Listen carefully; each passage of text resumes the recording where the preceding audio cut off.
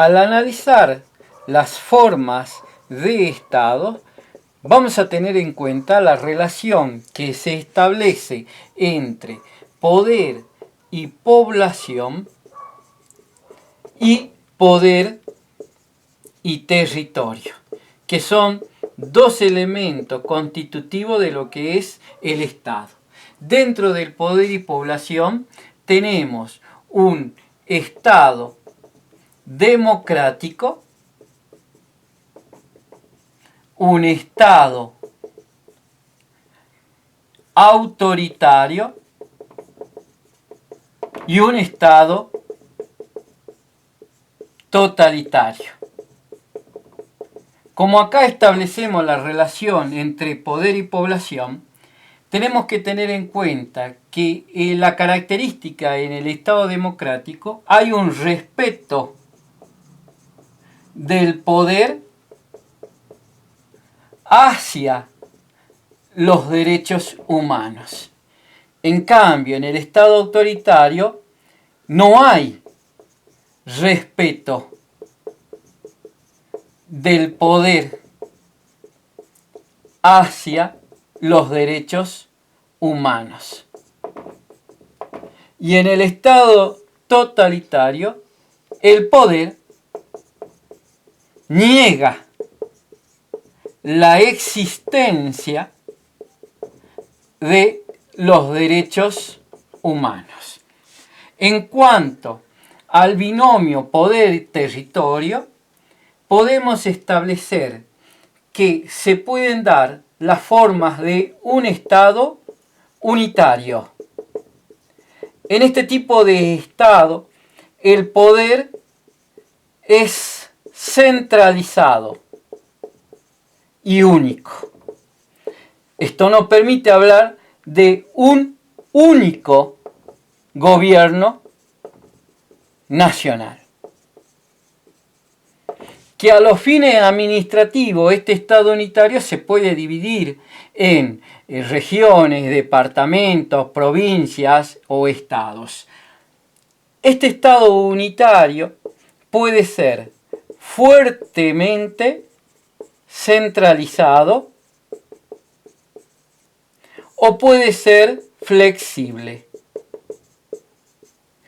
En este Estado centralizado, las características son las autoridades locales son elegidas por el gobierno nacional o autoridad nacional. Y las leyes son válidas para todo el territorio. En cambio, los estados unitarios flexibles permiten que las autoridades locales sean elegidas por las provincias, los departamentos o las regiones donde pertenecen. Entonces, en este caso vamos a poner las autoridades pueden ser elegidas por las provincias, regiones, departamentos, etc. Pero estas autoridades deben ser reconocidas por el gobierno nacional. Y también pueden dictar ciertas leyes. En esta forma de Estado encontramos a países como Chile, Bolivia, Uruguay, Italia, España y Francia, pero también encontramos vestigios de la misma en los proyectos constitucionales de 1819 y 1826. Otro tipo de forma de Estado que es opuesto al unitario es el Estado federal. En esta forma de Estado, el poder es descentralizado, lo cual nos permite hablar de un gobierno nacional y de un gobierno local. También a los fines administrativos se puede dividir en provincias, departamentos, regiones o estados, como adopte cada forma de estado. El gobierno nacional, su poder es sobre todo el territorio del estado, mientras que el gobierno local solamente ejerce el poder sobre la provincia dentro de los límites territoriales de la provincia a la cual pertenece. Este Estado federal puede tener la característica de ser fuertemente descentralizado o menos centralizado. El Estado federal fuertemente descentralizado permite que sus estados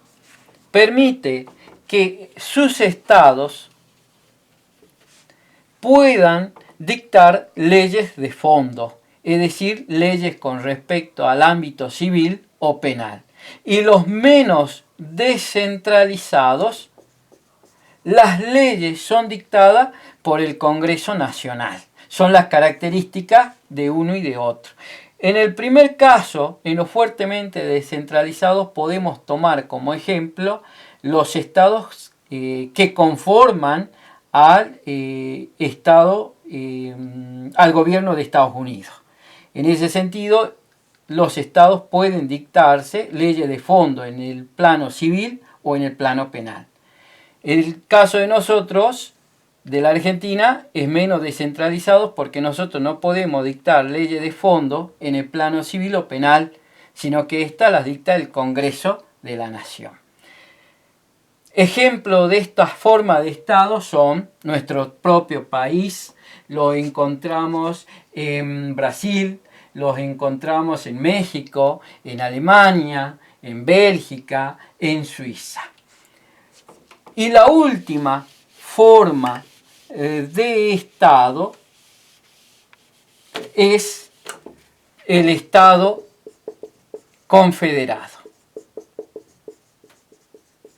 En este tipo de Estado es producto de la unión de varios estados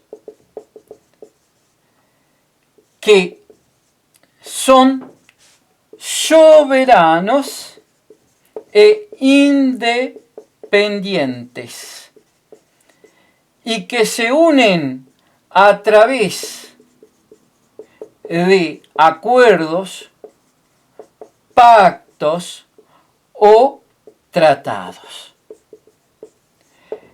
Estos estados que dan lugar a un estado confederado,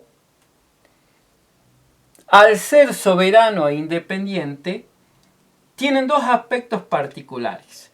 En primer lugar, tienen el derecho de secesión. ¿Qué quiere decir esto? Que ellos pueden separarse en el momento que lo consideren adecuado. En cambio, en el Estado federal, quienes forman parte de un Estado federal no pueden separarse. ¿Por qué? Porque no son soberanos e independientes, como sí lo son los estados que conforman un Estado confederado. También tienen el derecho de nulificación, que implica que ellos pueden decidir implementar en su territorio o no implementar en su territorio una ley sancionada por el Estado confederado. Eso es algo fundamental. Tal vez un ejemplo del Estado confederado en su momento fue la Confederación Peruana-Boliviana, o tal vez uno más próximo es la Unión Europea, que reúnen en cierta manera requisitos de un Estado confederado. En cuanto a los tipos de estados, vamos a tener en cuenta fundamentalmente el objetivo. que persigue el Estado. En este caso, el objetivo que persigue el Estado es la convivencia social. Pero para ello tiene que tener en cuenta el contexto histórico, social, económico, político, cultural. Esto nos permite hablar de un Estado absolutista, al cual dentro del tiempo lo podemos ubicar en el siglo XVI. La característica de este Estado absolutista son: el gobierno está en el monarca, el cual plantea la idea de la procedencia divina del poder, lo cual implica que el mismo es hereditario y vitalicio. Otra característica de este tipo de Estado absolutista es un ejército fuerte. También la unificación de fronteras nacionales, los privilegios individuales a la nobleza o al clero, y dentro del aspecto económico un sistema mercantilista, en el cual el Estado intervenía activamente en la economía, imponiendo, por ejemplo, un impuesto a la importación de mercadería para proteger la industria local, o la acumulación de oro y plata para fortalecer el poder del monarca. Tenemos otro tipo de Estado, que es el Estado liberal. Este Estado liberal que tiene como, vamos a decir, datos de la Revolución de Inglaterra de 1688, la independencia de los Estados Unidos de 1776 o la Revolución Francesa de 1789. Este Estado liberal tiene fundamentalmente como base las ideas de la Ilustración, que son la soberanía popular,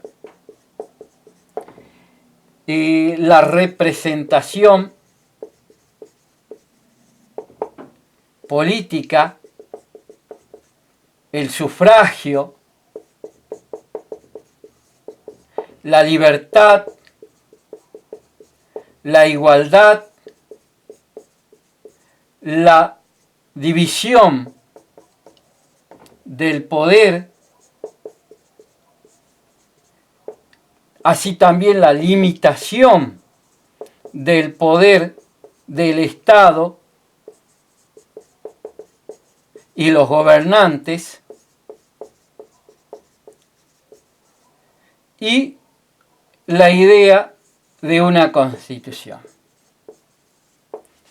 Dentro del aspecto económico sostienen un sistema capitalista,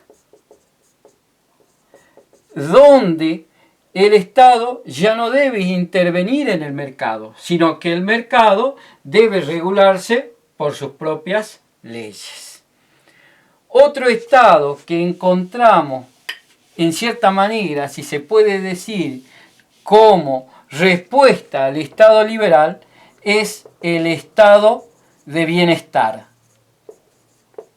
Este estado de bienestar que surge a partir de la crisis de 1929 hasta aproximadamente 1970 como consecuencia de la Segunda Guerra Mundial.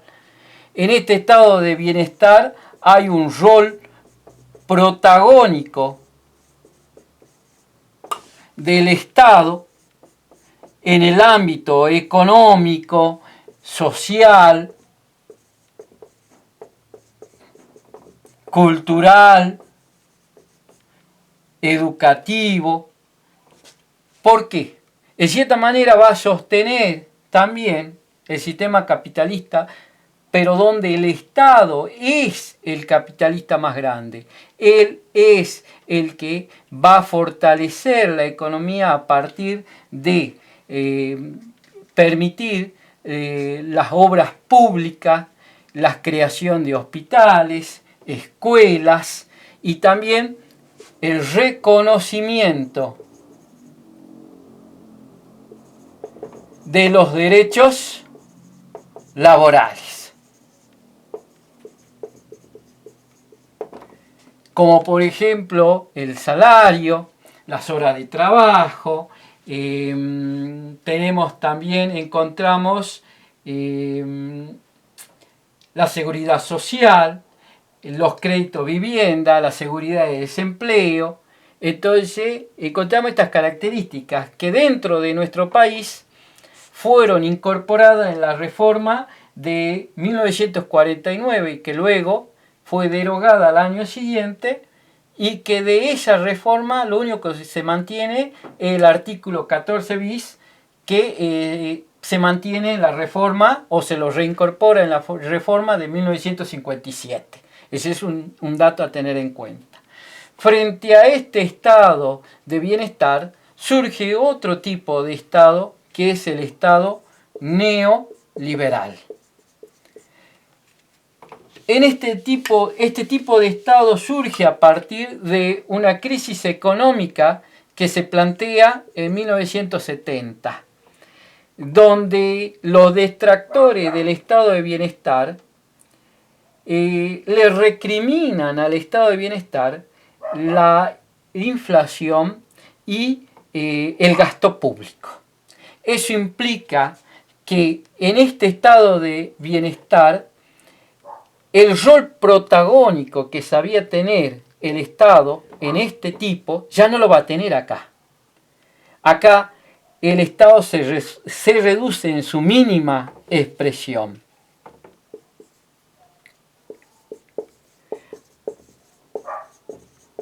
De ahí que toda la conquista en torno a los derechos laborales que se obtuvo en el estado de bienestar se pierden acá. ¿Por qué? Porque aparece la ley de flexibilización laboral, lo cual implica mano de obra barata. También como característica las privatizaciones que se dan en este momento, la reducción de presupuestos,